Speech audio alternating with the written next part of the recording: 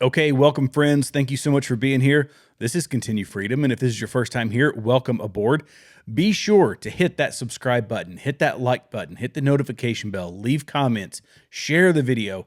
Any combination of those things that you would like would really help us out and helps us get around the YouTube algorithm. We've got some really wild stuff to talk about today, and I'm just going to go ahead and get right into it. The first thing that I want to talk about is Catherine Herridge. If you don't know Catherine Herridge, she's a proper journalist, in my opinion. I haven't seen anything. Maybe if you all see it, see something out there where she's being overly partisan, go ahead and share it with me. But generally speaking, she's one of the few actual reporters left out in the ether, out here doing good work. And so she was, in 6 years in the making, has been studying and researching and preparing to report on Havana syndrome. If you don't know what that is, this is something that has been brought up by in this instance, a CIA whistleblower. But people have been talking about strange physical phenomenon in their body, things from, forms of dementia, seizures, dizziness, vertigo, Parkinson's disease, all this from directed energy weapons. This is not conspiracy theory. This is not conspiracy theory. These are actual events. And she goes into it. I'm going to play you a quick clip here. This is from her X account. But as I said, this is 6 years in the making. Listen to this. The new congressional report found. Oh, of course. I don't have it playing, the audio playing in the right place. Should have checked that. Let me give me just 1 second here. It'll only take a moment. And here we go. Now let's try it again. Congressional report found that it appears increasingly likely that a foreign adversary is behind these injuries. Your reaction? Thank God they're saying it. Thank God they were brave enough to stand up to the CIA.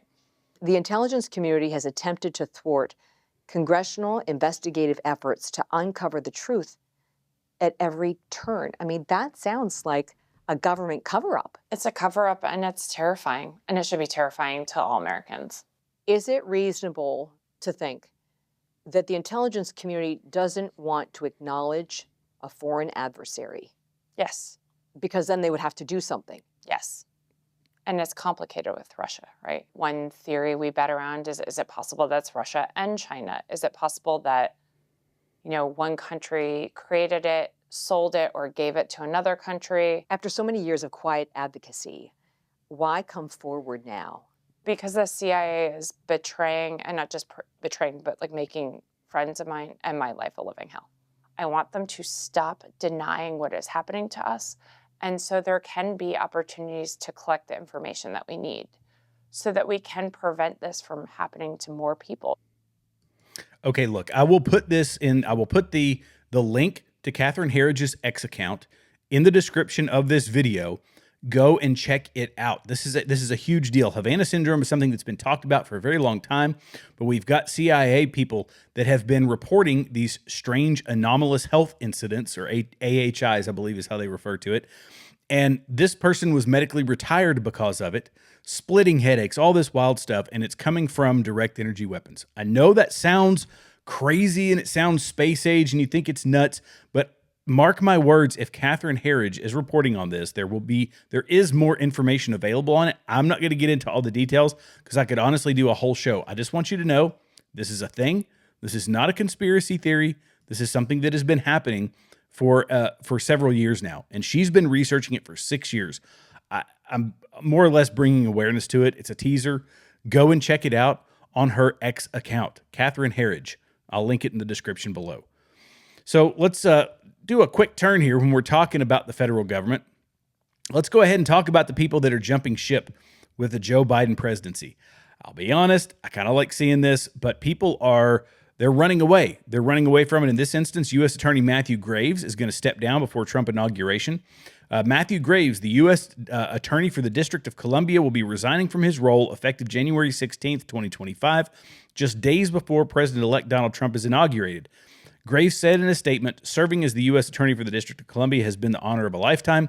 I am deeply thankful to Congresswoman Holmes Norton for recommending me, to President Biden for nominating me, and to Attorney General Garland for placing his trust in me." Graves was confirmed by the Senate in October 2021 and was sworn in November of that year.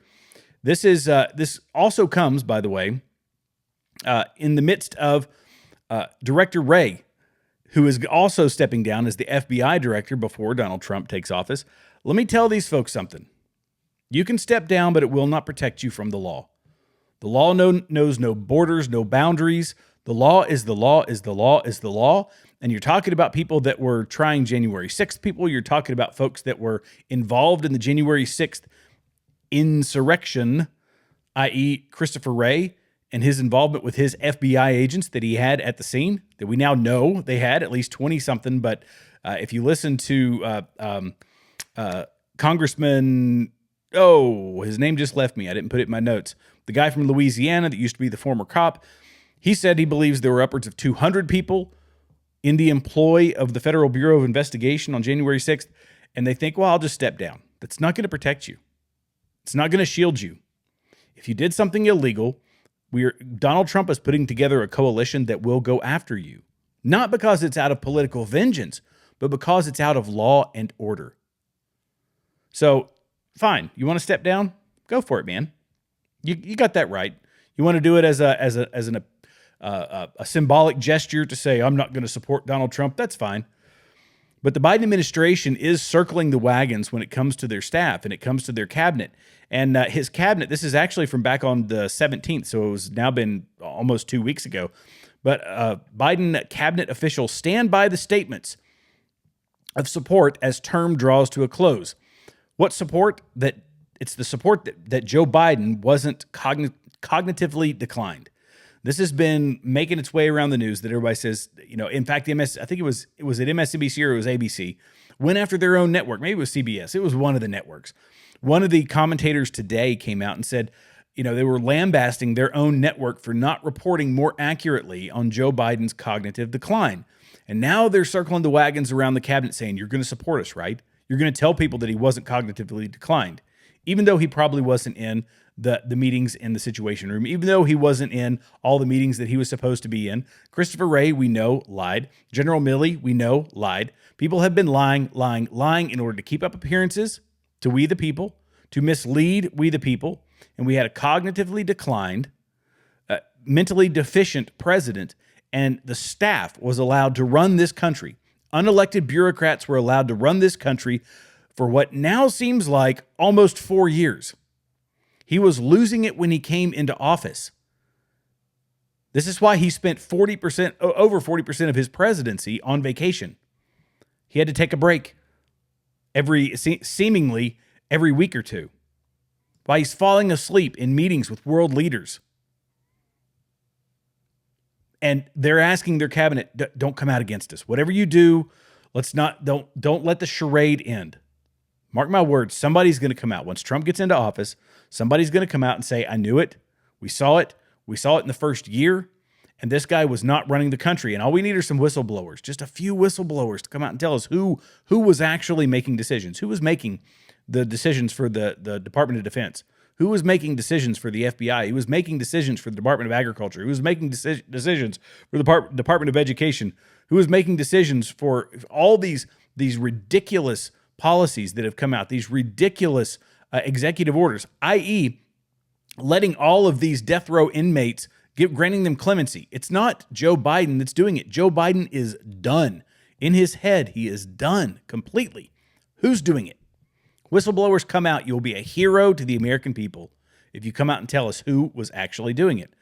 But they're doing what they can. I think they really believed they were going to be able to take over the White House. And they just weren't able to do it. They weren't able to do it. On the other hand, we've got the Trump admin.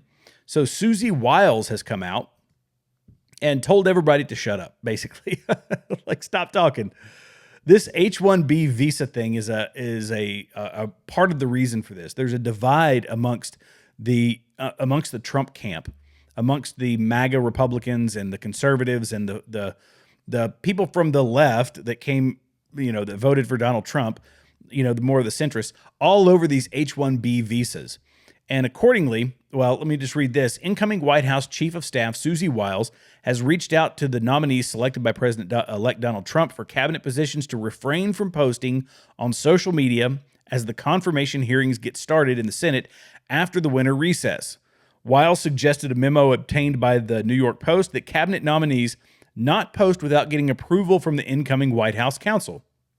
While this instruction has been delivered previously, I am reiterating that no member of the incoming administration or transition speaks for the United States or the president-elect himself, said Wiles in the memo. Accordingly, all intended nominees should refrain from any public social media posts without prior approval of the incoming White House counsel. So they basically want to run any comments that they have on any of the things going on on social media, which, I mean, let's be honest, X is eventually going to be a monstrous company because that's where everybody's going to get their news.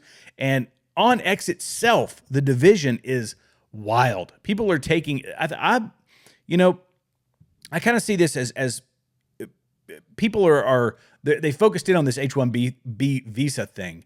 And it's not as big of an issue. We got millions of people coming across our southern border. And we're talking about hundreds of thousands of people with H-1B visas. And they are dividing this party. I think that if you were being that divisive about it, if you were taking that hard of a stance and aren't willing to debate it, but are just taking that hard line stance, I think it's a more divisive stance. I feel like you're playing into the hands of the opposition to do that. In my opinion, you can I'm not saying you can't have a strong opinion about it, and you absolutely can.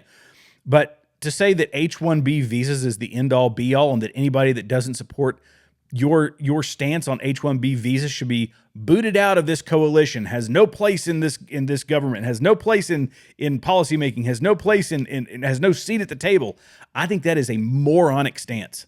Like, it's a stupid stance to take.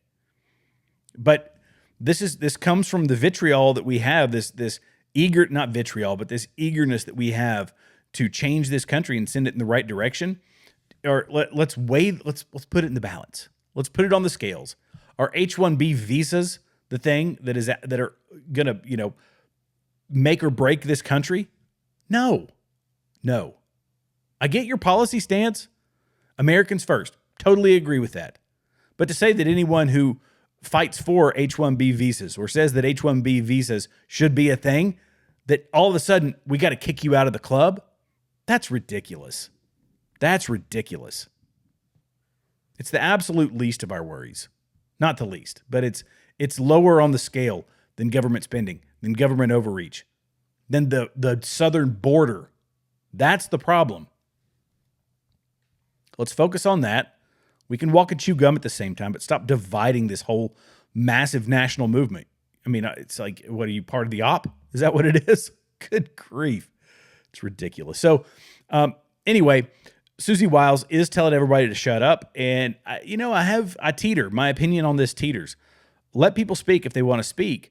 But I kind of get the point politically. Politically, it's just saying, don't ruffle any feathers. Don't start any big kerfuffles. Nothing that's going to put you in the crosshairs of someone who does or does not support H-1B visas in the Senate. And let's get through these confirmations, and then you can open your social media accounts back up. So I get that from a political standpoint, but I just think that the topic itself, what everybody's circling around, is the visas. I don't get it. I just don't get it. I don't get why they're making that big of a deal out of it. So anyway, there's that one. Now, the next thing, while we're talking about the fights on social media, eventually on Facebook or Meta, you're going to be fighting with AI. This is really, really wild. So Meta plans to bring more AI-generated users to Facebook, Instagram in order to drive engagement.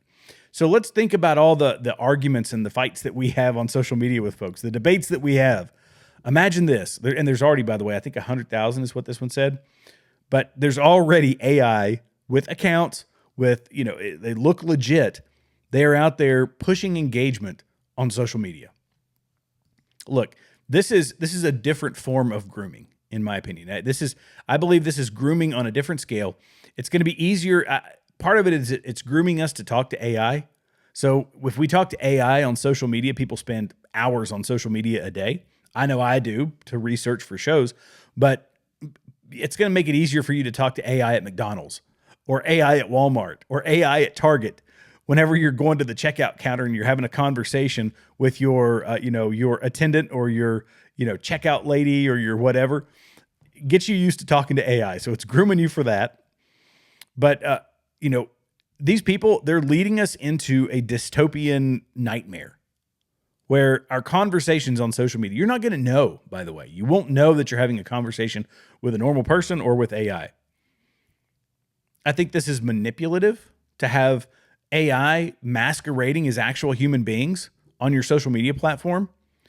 And I think that Mark Zuckerberg, among many other folks, I won't say that Elon Musk is entirely, at least let me put it this way, at least Elon Musk's AI is a separate entity. Now, Mark Zuckerberg is saying, embed this in our Facebook app so that people can actually get comments and interactions from non-humans. And you might spend 20 minutes in a debate with someone whose mind will never be changed, who you will never reach, who's not an actual person. This is manipulative and this is dystopian, and I do not like it. You want to have an AI app? I'm perfectly fine with that. I like using ChatGPT. I like using Grok. Grok is a pretty decent one. For the photos on Grok, I have found, just for making general stock imagery, are pretty good. And I pay for it. I pay for the platform. But good grief, I don't want to have conversations with them unless I'm actively engaged in a conversation with Grok, or I'm actively engaged in a conversation with ChatGPT. I don't want to be misled into having a conversation with AI for 10 minutes on social media, knowing that it's not even an actual person. That's not what social media is supposed to be about. When you start adding AI, now social media becomes a manipulation tool, and I do not like it. Now, speaking of X is going to be the place where I hope this happens. This is a great thing. Tom Homan says that he's going to hold weekly press briefings on border security deportations to ensure transparency. Yes. I think that there should be weekly podcasts or 1 hour each department head, or each department head. So the DOD or the Department of Agriculture or the Department of Education, you got to have a 1 hour live presentation with comments on X. Do it on X. You can get great input. You can have people leaving all their comments. Discussions can ensue, but talk about what you did for the week. Transparency. If you're going to do it once a month, then you're going to do it for 2 or 3 hours live. Just you. Fine, use a teleprompter, but you're not going to sit there and read a script the whole time. You're going to show us that you actually know what the heck you're doing. Tell us what you have accomplished, just like Elon Musk did at X. The guy that was one of the AI, OpenAI, one of the co-founders of OpenAI, said that Elon Musk, when he took over Twitter, would sit down for 18 hours straight, and he would have 5 minutes with every single employee. What did you get done this week? What did you get done this week? What did you get done this week? And he would go through. You have to talk straight to the boss. Well, in this instance, we are the boss. We, the people, are the boss. So Tom Homan's doing the right thing. He's being proactive, and he says, I'm going to hold a weekly press briefing. Tell you how many people we've deported, how many gotaways, how many this, how many that. And I think this is an amazing, amazing plan. And it just shows when you hire good people, they're going to start off with good intentions. And Tom Homan has good intentions. I've watched a ton of his congressional testimony. He's talked about holding dying kids in his arms at the border that were shipped over here in box trucks that were in the process of passing away. He held them in their arms. And this is when he had young kids. That's one particular instance. But he is motivated to do this. He's done this for 30 years. He cares about this country. He cares about the security of the American people. And he's not being prompted to do this. He's just coming out and saying, I'm going to do it. And he knows he's going to get flack for it. He knows that he's going to be attacked for it.